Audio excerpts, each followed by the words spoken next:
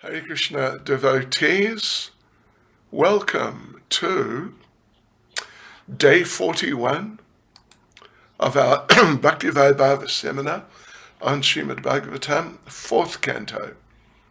We are in the 19th chapter, titled King Prithu's 100 Horse Sacrifices.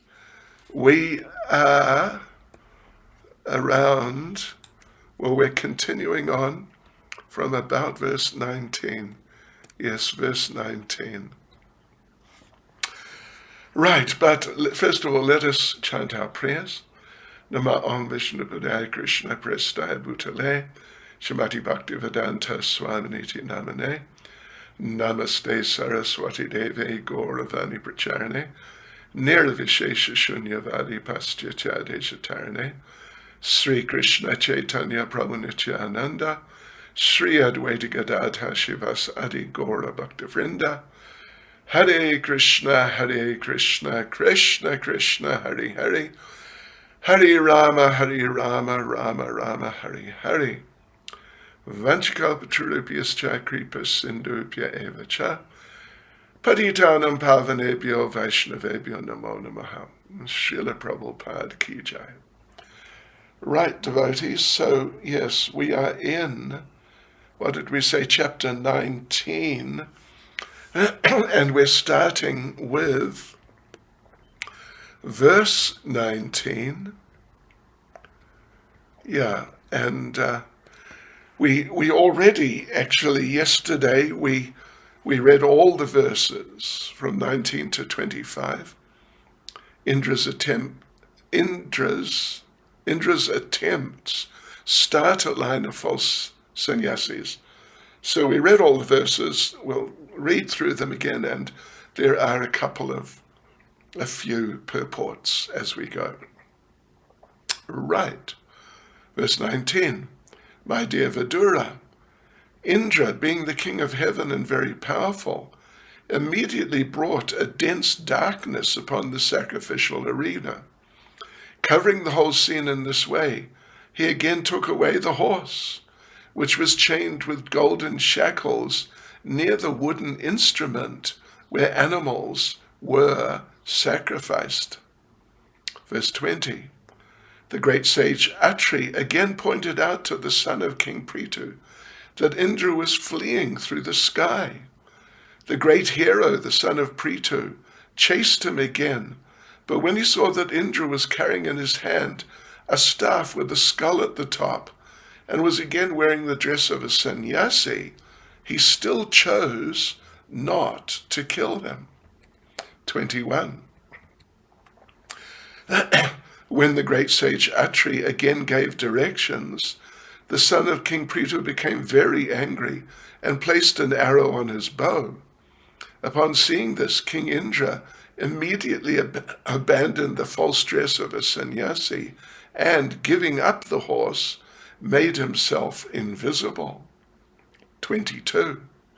Then the great hero, Vijatashva, the son of King Prithu, again took the horse and returned to his father's sacrificial arena.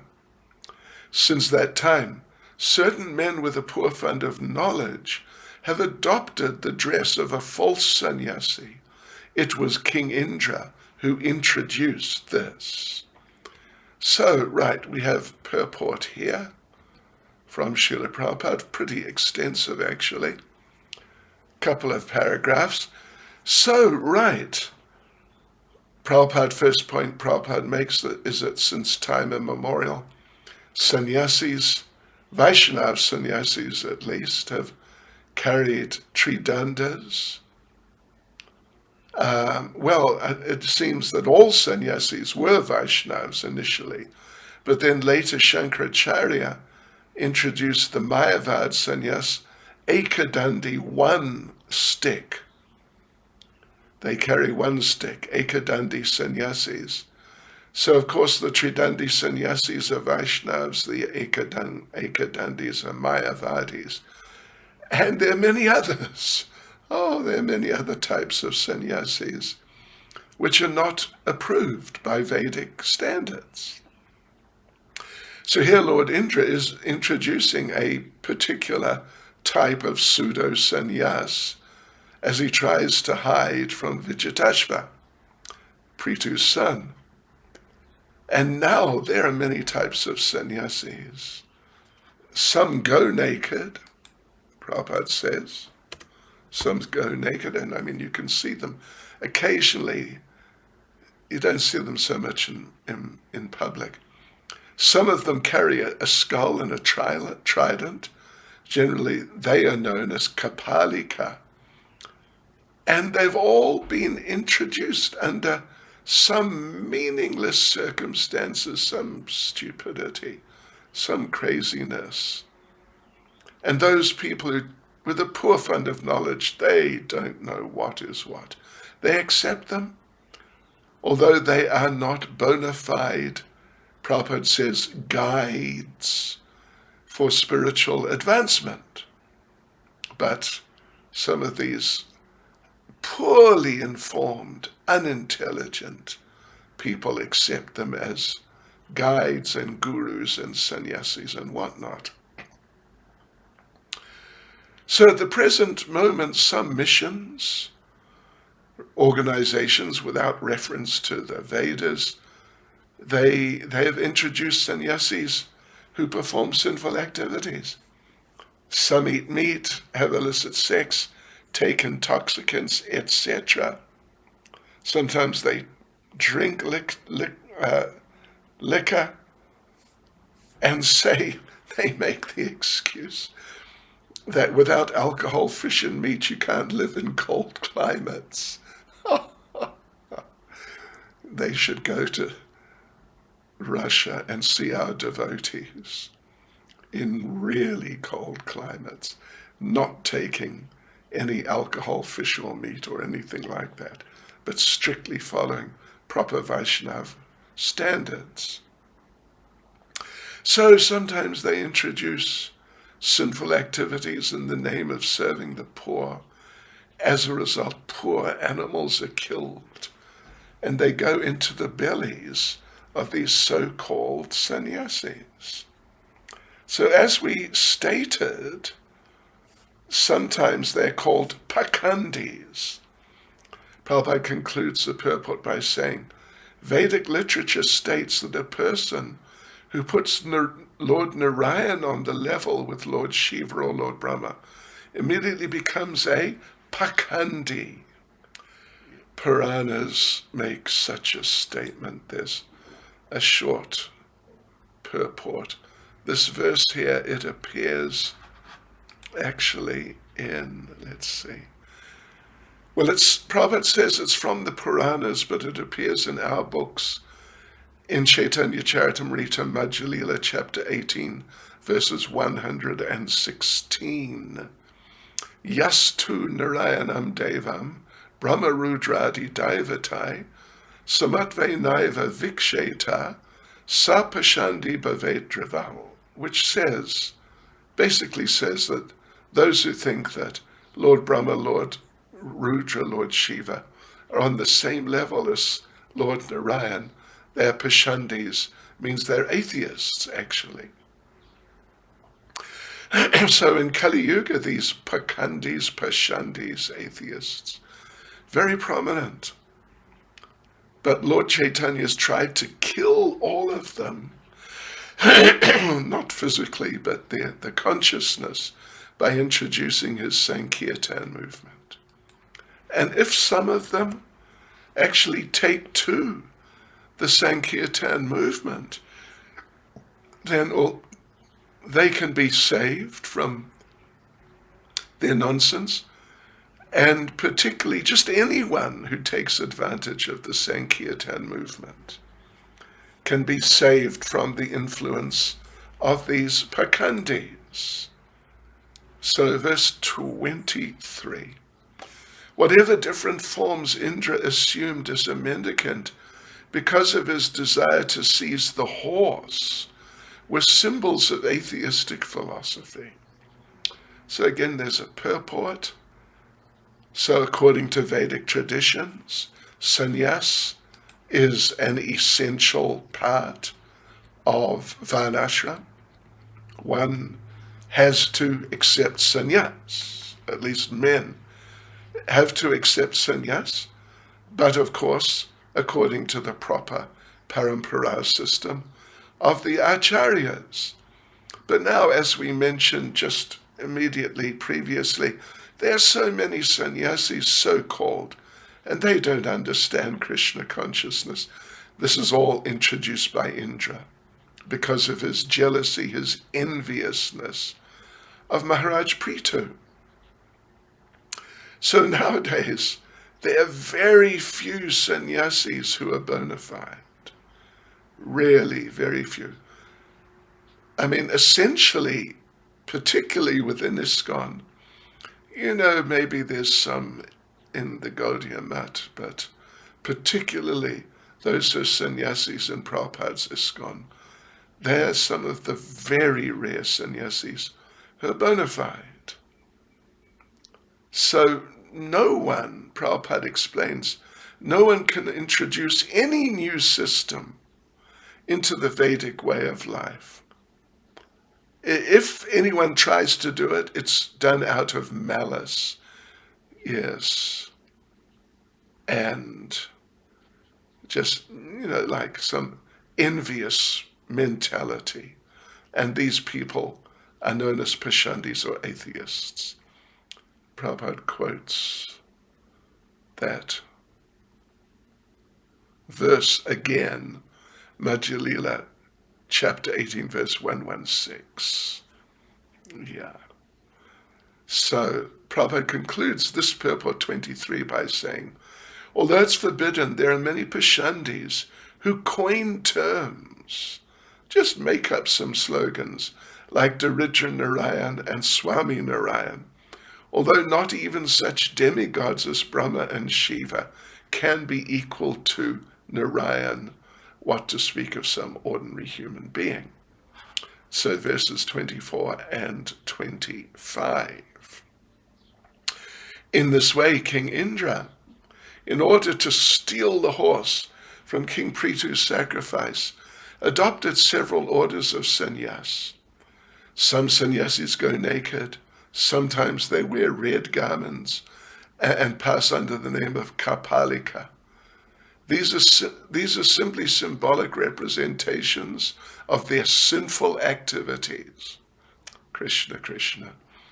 These so-called sannyasis are very much appreciated by sinful men because they're all godless atheists and very expert in putting forward arguments and reasons to support their case.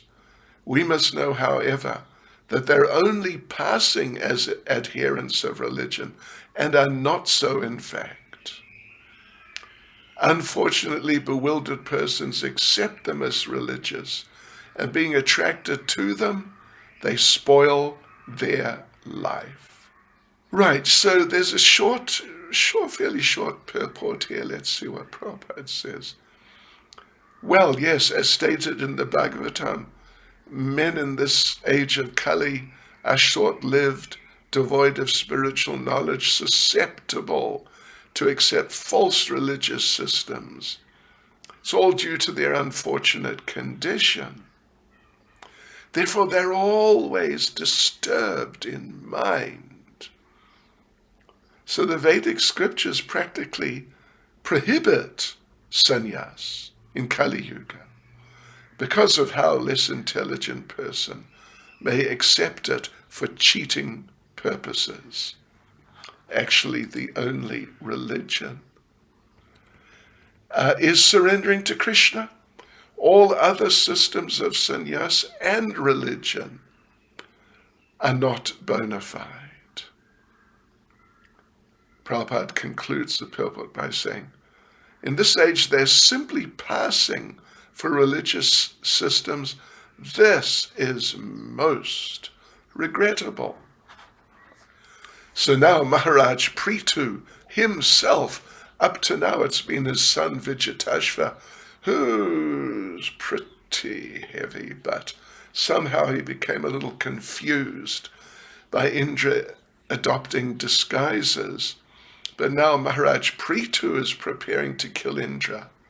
but then he becomes stopped by the priests. This is now verses 26 to 29.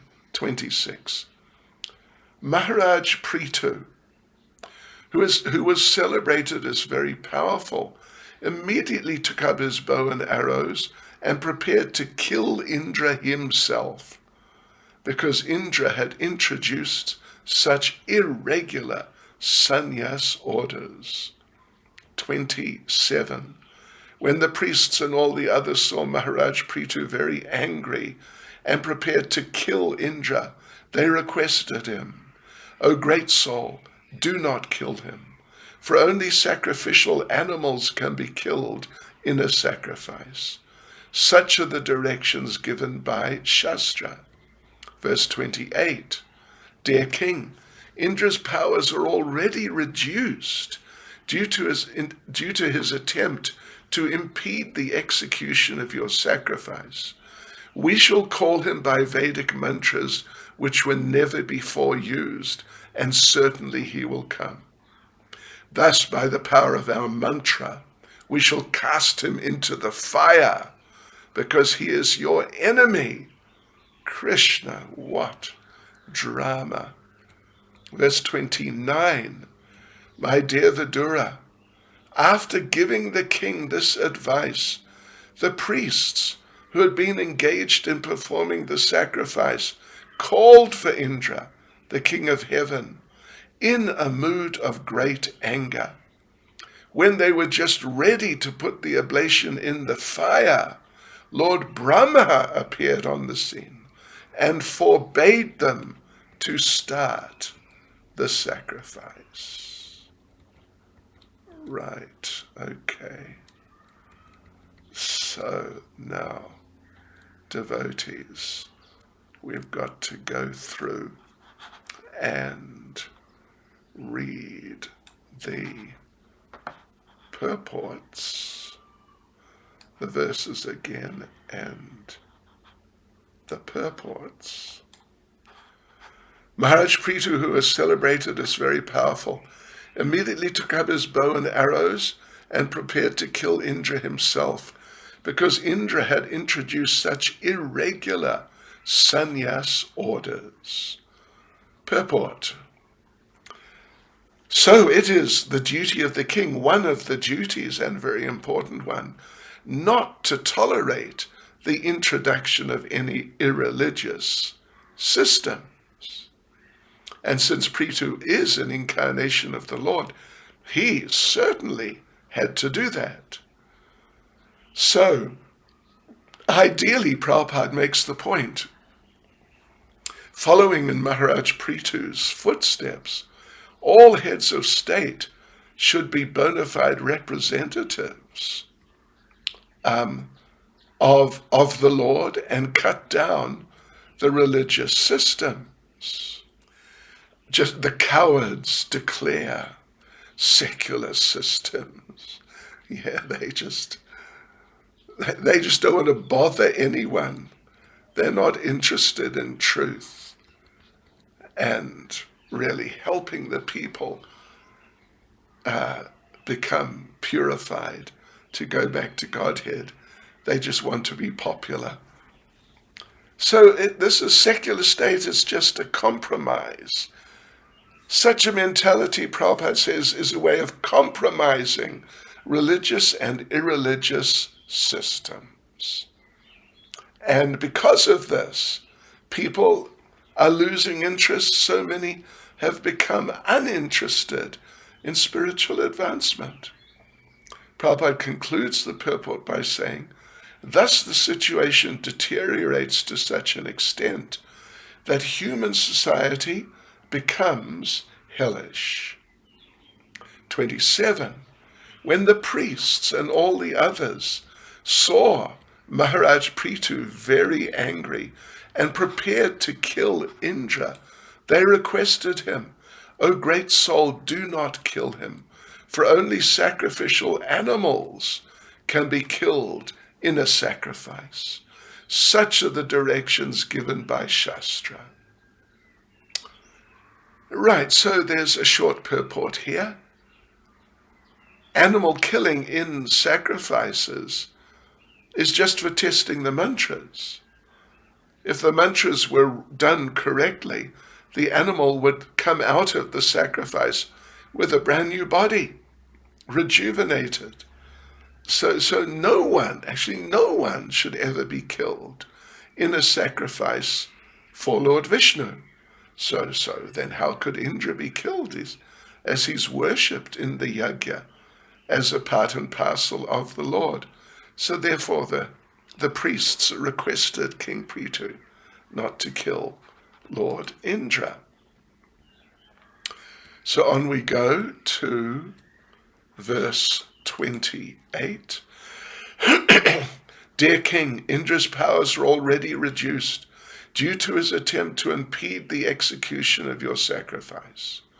We shall call him by Vedic mantras, which were never before used, and certainly he will come. Thus, by the power of our mantra, we shall cast him into the fire, because he is your enemy. So there's a short purport here. Let's just have a look at this short purport. By chanting the Vedic mantras properly in a sacrifice, one can perform many wonderful things. In Kali Yuga, however, there are no qualified Brahmins who can chant the mantras properly. Consequently, no attempt should be made to perform such big sacrifices. In this age, the only sacrifice recommended is the Sankirtan movement. Wow, great. So, verse 29. My dear Vidura, after giving the king this advice, the priests who had been engaged in performing the sacrifice called for Indra, the king of heaven, in a mood of great anger. When they were just ready to put the oblation in the fire, Lord Brahma appeared on the scene and forbade them to start the sacrifice. Okay, so we go on to the 8th section, from verse 30 to verse 38. Lord Brahma forbids the performance of the 100th sacrifice. Right, so first of all, Lord Brahma told them and said, don't do it, don't start it. And now he's telling them, you can't do it. So it's verse 30 to 38, so of course we'll just begin with reading the verses. Yeah, and there are purports, yeah. So, but anyway, we'll start by reading the verses. Verse 30. Lord Brahma addressed them thus: My dear sacrificial performers, you cannot kill Indra, the king of heaven. It is not your duty. You should know that Indra is as good as the Supreme Personality of Godhead. Indeed, he is one of the most powerful assistants of the Personality of Godhead. You are trying to satisfy all the demigods by the performance of this yajna, but you should know that all these demigods are but parts and parcels of Indra, the king of heaven. How then can you kill them in this great sacrifice? It's amazing, isn't it? 31. In order to make trouble and impede the performance of King Prithu's great sacrifice, King Indra has adopted some means that in the future will destroy the clear path of religious life. I draw your attention to this fact. If you oppose him any further, he will further misuse his power and introduce many other irreligious systems. 32. Let there be only 99 sacrificial performances for Maharaj Prithu, Lord Brahma concluded. Lord Brahma then turned towards Maharaj Prithu and informed him that since he was thoroughly aware of the path of liberation, what was the use in performing more sacrifices? Well, absolutely, particularly seeing he is a type of form, Shaktivesh avatar, empowered form of the Supreme Personality of Godhead himself. What's the need to try to improve his position? It's not possible. 33. Lord Brahma continued, "Let there be good fortune to both of you, for you and King Indra are both part and parcel of the Supreme Personality of Godhead. Therefore you should not be angry with King Indra, who is non-different from you." 34. My dear king, do not be agitated and anxious because your sacrifices have not been properly executed due to providential impediments. Kindly take my words with great respect. That's powerful. We should always remember that if something happens by providential arrangement, we should not be very sorry. The more we try to rectify such reversals, the more we enter into the darkest region of materialistic thought. 35. Lord Brahma continued, "Stop the performance of these sacrifices, for they have induced Indra to introduce so many irreligious aspects. You should know very well that even amongst the demigods, there are many unwanted desires." 36. Just see how Indra, the king of heaven, was creating a disturbance in the midst of the sacrifice by stealing the sacrificial horse. These attractive, sinful activities he has introduced will be carried out by the people in general. 37. O King Prithu, son of Vena, you are the part and parcel expansion of Lord Vishnu. Due to the mischievous activities of King Vena, religious principles were almost lost. At that opportune moment, you descended as the incarnation of Lord Vishnu. Indeed, for the protection of religious principles, you have appeared from the body of King Vena. Verse 38. O protector of the people in general, please consider the purpose of your being incarnated by Lord Vishnu. The irreligious principles created by Indra are but mothers of so many unwanted religions. Please, therefore, stop these imitations immediately. Okay, so back we go to verse 30. There's a few verses here which don't have purports anyway. We'll just read through them all again. Lord Brahma addressed them thus. Them is the priests. Well, yeah, okay. My dear sacrificial performers, you cannot kill Indra, the king of heaven. It is not your duty. You should know that Indra is as good as the Supreme Personality of Godhead. Indeed, he is one of the most powerful assistants of the Personality of Godhead. You are trying to satisfy all the demigods by the performance of this yajna, but you should know that all these demigods are but parts and parcels of Indra, the king of heaven. How then can you kill him in this great sacrifice? So actually Indra, the basic point, the bottom line is, Indra is very great, and he has many amazing qualifications, and he does different types of amazing service for the Supreme Personality of Godhead, actually. At the same time, he has a mixed nature. Yes, that's how this whole really amazing situation has arisen. But still, even though he's done something really wrong because of having a mixed nature, we should look very carefully at all the positive things he does, and therefore tolerate his occasional being mixed and not pure. 31. In order to make trouble and impede the performance of King Prithu's great sacrifice, King Indra has adopted some means that in the future will destroy the clear path of religious life. I draw your attention to this fact.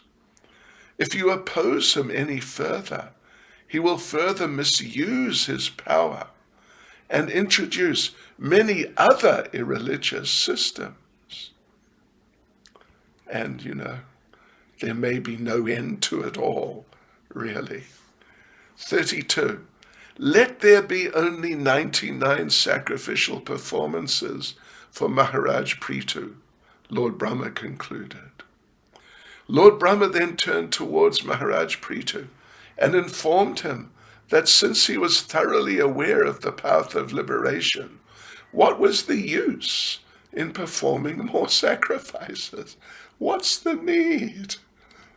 He's a form of the Supreme Lord. You can't get any better than that. So Prabhupada gives a purport here that Lord Brahma came to pacify Prithu regarding his attempt, his desire to do 100 horse sacrifices. So one way or another, a competitive mood had developed between Prithu and Indra. And Prithu became determined to do 100 horse sacrifices, but Indra became determined to stop him. And so Indra, to satisfy his senses, invented so many irreligious systems to stop Prithu Maharaj. So in order particularly to stop these irreligious inventions, Lord Brahma came. He wouldn't have minded if Prithu did 100. Let him do 101. He has no problem in that sense with Prithu as such. But these irreligious inventions of Lord Indra, Lord Brahma is very concerned about that. Got to stop it. So for Prithu as a great devotee, there's no need to perform such ceremonies because they're karma. They're all karma kandya. The horse sacrifice is it's just karma kandya. It's just materialistic. It's not transcendental. Yeah. But still, as an ideal king, Prithu had a duty to perform some materialistic sacrifices, so that citizens who could not come to the platform of transcendence, pure Krishna consciousness, at least they be engaged in some bona fide religious activity, some demigod worship, which is better than nothing. So therefore a compromise was needed. So Srila Prabhupada concludes the purport by saying, by the blessings of Lord Brahma, King Prithu would become more famous than King Indra. Thus Prithu's determination to perform 100 sacrifices was indirectly fulfilled by the blessings of Lord Brahma. Verse 33. Lord Brahma continued, let there be good fortune to both of you, for you and King Indra are both part and parcel of the Supreme Personality of Godhead. Therefore you should not be angry with King Indra, who is non-different from you. Verse 34. My dear king, do not be agitated and anxious because your sacrifices have not been properly executed due to providential impediments. Kindly take my words with great respect. In other words, Lord Brahma knows that he knows what he's talking about. We should always remember that if something happens by providential arrangement, we should not be very sorry. The more we try to rectify such reversals, the more we enter into the darkest region of materialistic thought. So Prabhupada gives a purport here, a small purport, that sometimes saintly people, they have to meet reversals in their lives. It happens, certainly happens, but they should take them as providential. Although these things may be sufficient cause, you could say, for becoming unhappy, one shouldn't try to counteract the reversals. Because the more you try, the more you become implicated in rectifying them, the more you'll go down into anxiety, darkest regions of anxiety. So Prabhupada concludes the purport by saying, Lord Krishna has also advised us in this connection. We should tolerate things instead of becoming agitated. Yes. All right. So on to verse 35. Lord Brahma continued, stop the performance of these sacrifices, for they have induced Indra to introduce so many irreligious aspects. You should know very well that even amongst the demigods, there are many unwanted desires. So, in ordinary business activities, Prabhupada says, there are always many competitors. And the Karma Kandiya chapters of the Vedas, they easily cause competition, and sometimes they cause competition and envy among the karmis who are interested in doing them to get material benefits. So Prabhupada says the karmi must be envious, as he wants to enjoy material pleasure to the maximum. That is the material disease. So therefore there's always some competition amongst the karmis, either in business or just, whatever you can think of. In sport, how's that? Oh, Krishna, they're karmis, those sportsmen. But do they get into competition, into sporting competitions?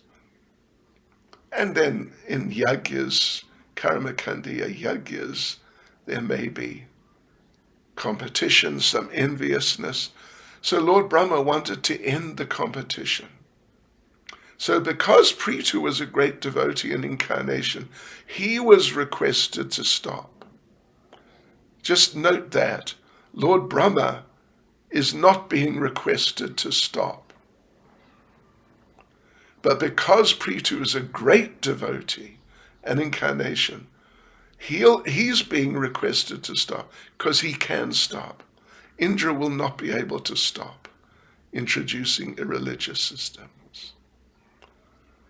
So these systems, irreligious systems, are always followed, Prabhupada says, by criminal-minded people. So Lord Brahma continues, just see how Indra, the king of heaven, was creating a disturbance in the midst of the sacrifice by stealing the sacrificial horse. These attractive, sinful activities he's introduced will be carried out by the people in general. Well, yes, so Prabhupada, in the purport here, verse 36, Prabhupada quotes Bhagavad Gita 3:21. Yad acharati shrestas tat eve tarojana, sayat pramanam kurute locus tadu anuvartate. Whatever actions performed by a great man, common men follow in his footsteps. And whatever standards he sets by exemplary acts, all the world pursues.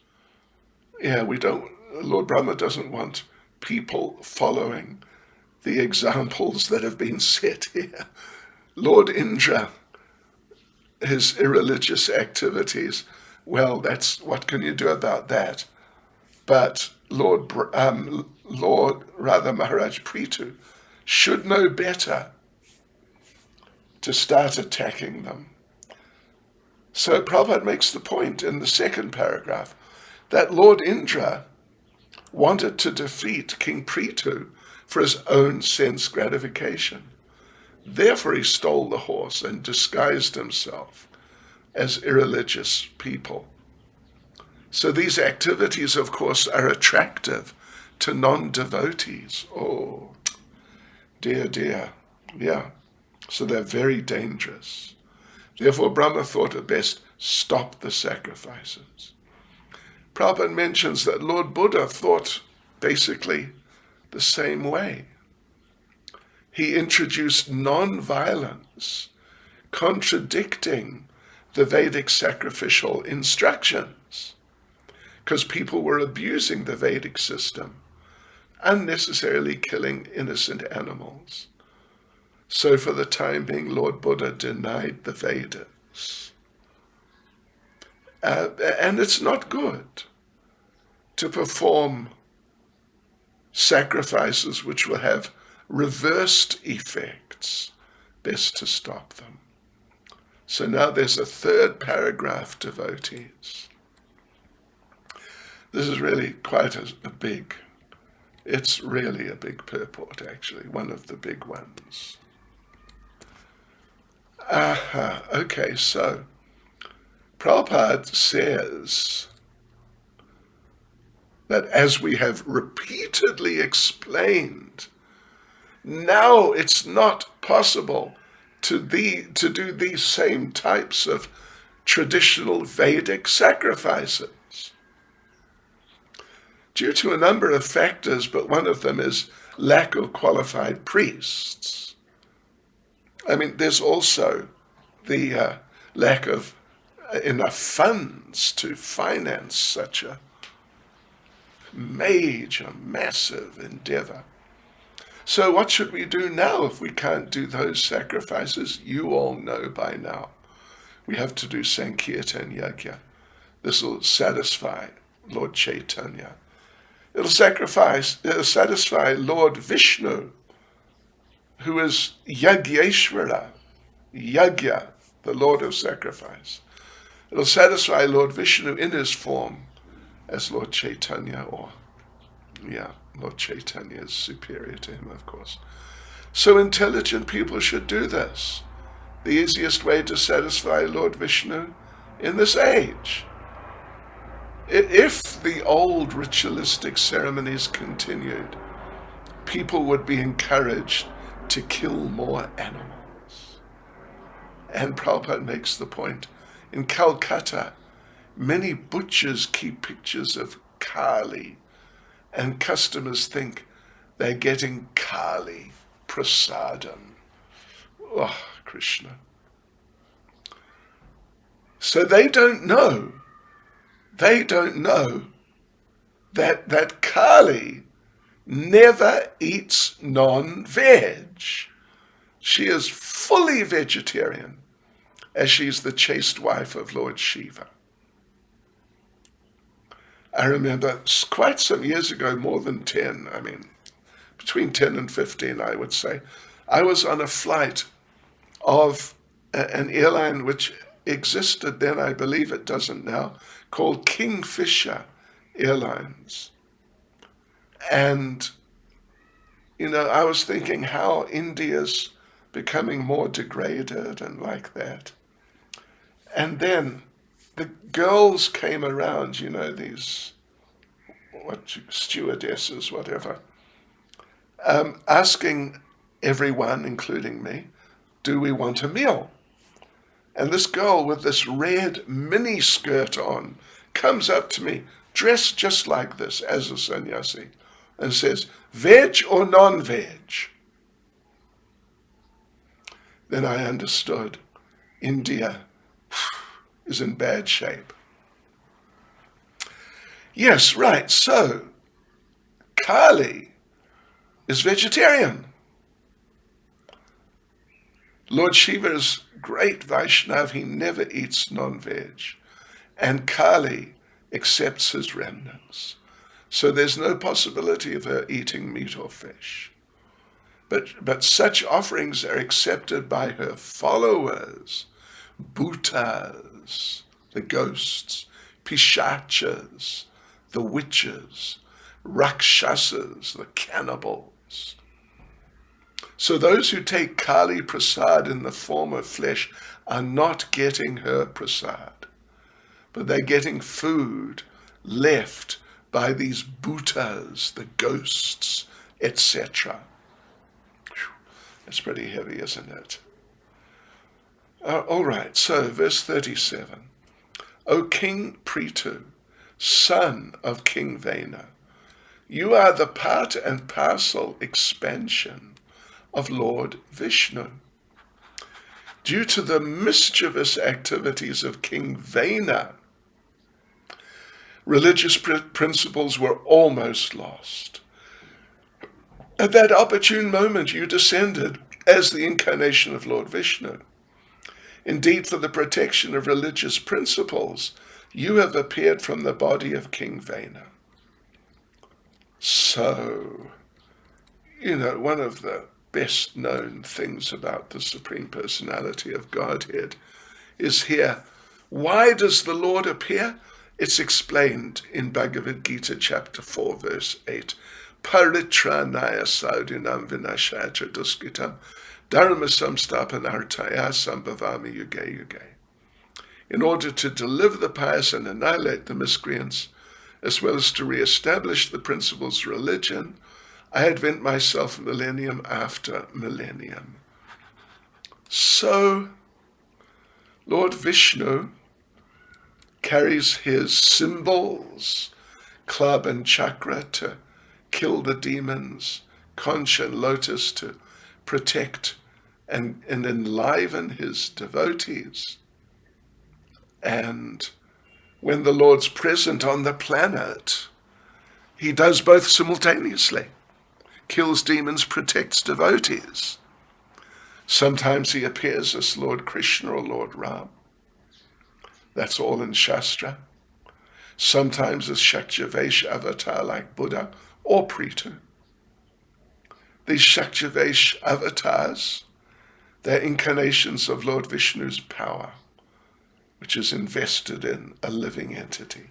So it's a special empowerment.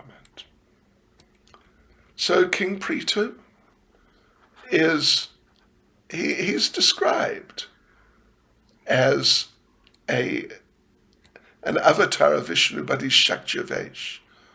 He's a jiva, empowered to preach Bhakti. So he can act as an incarnation, defeat demons by argument, preach according to Shastra. And as Bhagavad Gita indicates, when we find someone preaching Bhakti extraordinarily, making so many people pure devotees, we should know this is someone who's empowered by Lord Vishnu or Lord Krishna. Krishna Shakti Vina Nahi Tara Pravatam. You can't have that impact if you're not empowered. So if anyone criticizes such a person, they're offenders against Lord Vishnu, they're punishable. So Prabhupada concludes the purport by saying, even though such offenders may dress as Vaishnavas with false tilak and mala, they are never forgiven by the Lord if they offend a pure Vaishnav. There are many instances of this in the Shastras. Verse 38, last verse in the section. O protector of the people in general, please consider the purpose of your being incarnated by Lord Vishnu.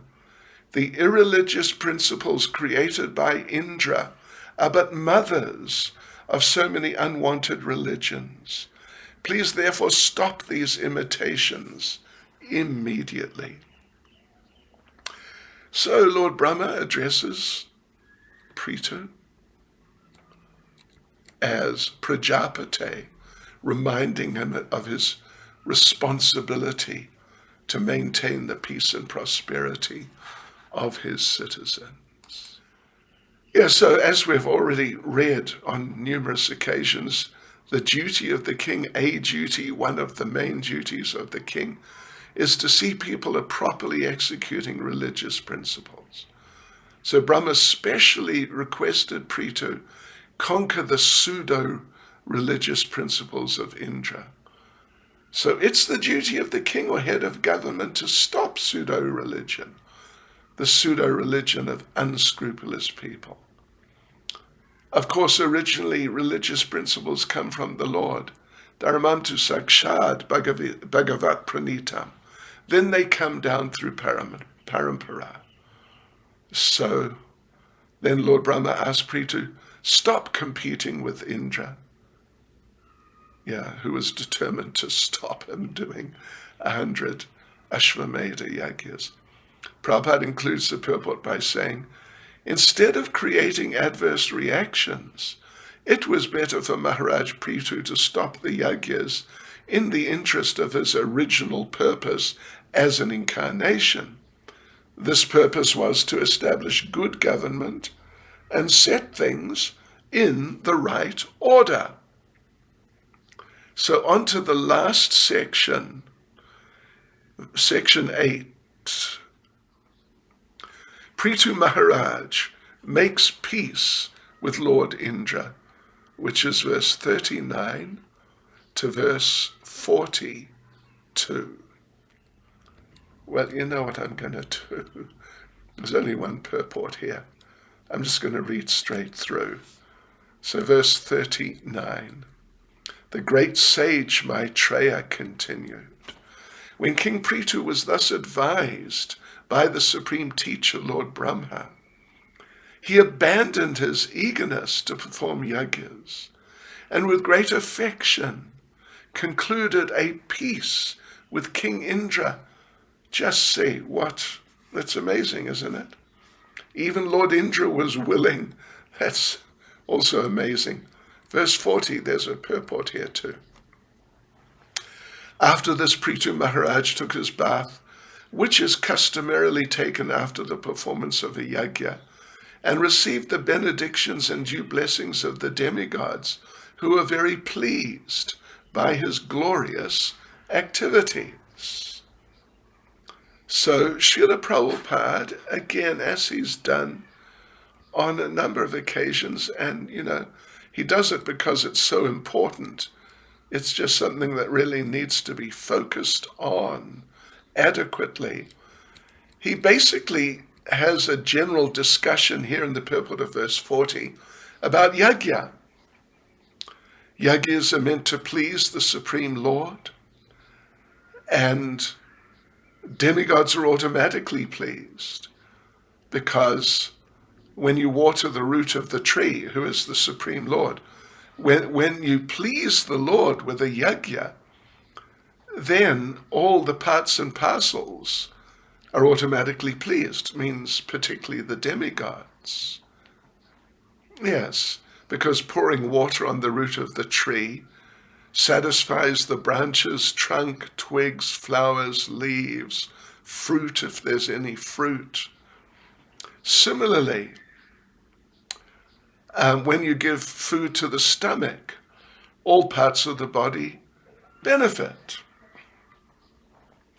So if you satisfy Lord Vishnu by yagya, all the demigods are satisfied, and they give benedictions to the devotees. Of course, Prabhupada makes the point, it's an important point. A pure devotee does not ask benedictions from demigods, because his only business is to serve the Lord. So he's never in need of anything from demigods. Verse 41. With great respect, the original King Prithu offered all kinds of rewards to the Brahmins present at the sacrifice. Since all these Brahmins were very much satisfied They gave their heartfelt blessings to the king. Verse 42, there's no purport here. Verse 42, all the great sages and Brahmins said, O mighty king, by your invitation, all classes of living entities have attended this assembly.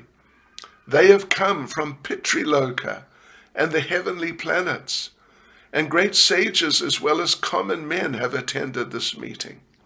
Now all of them are very much satisfied by your dealings and your charity towards them. So there you go, devotees. That's the end of the 19th chapter. We will start chapter 20 tomorrow. Hare Krishna. Srila Prabhupada Ki Jai.